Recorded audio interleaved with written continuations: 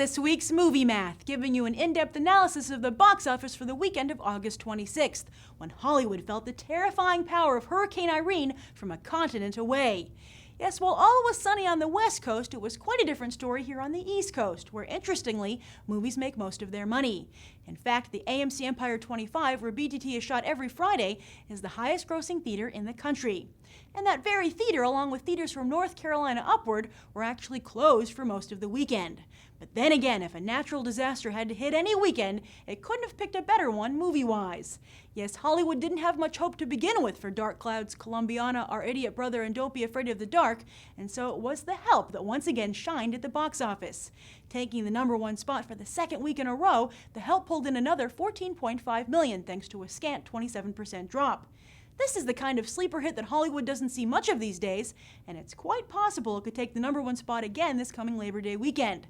The $25 million picture is now a $96 million success story, and all that's missing is some Oscar bling. Now, of the three new releases, while Don't Be Afraid of the Dark was expected to lead the pack, Zoe Saldana assassinated Katie Holmes for the #2 spot. Making off with a respectable $10.4 million, Saldana was the talk of Tinseltown, as she also announced that a new thriller had been greenlit on the strength of her name alone.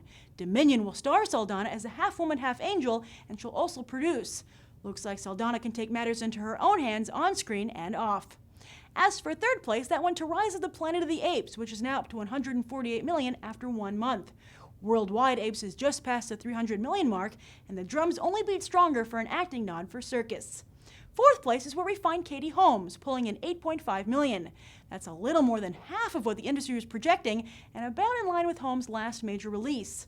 Luckily for her, she's the next actress in line to fill the space next to Adam Sandler in his upcoming holiday comedy Jack and Jill, which should give her a much-needed box office win. As for Paul Rudd, he played our idiot brother, and audiences seem to agree, as he debuted in 5th place with $7 million. While the film only cost $5 million to make, it spent considerably more on advertising. This was bad news for Rudd, as this was a repeat performance of his very last box office dud, but even worse news for Harvey Weinstein.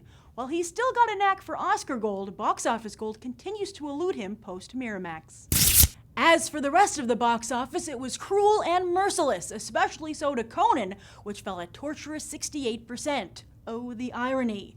And expect the bloodletting to continue this weekend as 2 new horror movies and a dusty thriller try to entice you to avoid the beach on Labor Day. Apollo 18 and Shark Night 3D are expected to scare up a few dollars, while The Dead, finally getting released, is also expected to fare somewhat well. So, how did you enjoy your summer at the movies? BTT viewer Anti-G Movies was kind enough to ask me what movies I enjoyed, so here's my top 5. #1 was Rise of the Planet of the Apes. This was smart filmmaking at its best, having evolved beyond a mere popcorn flick.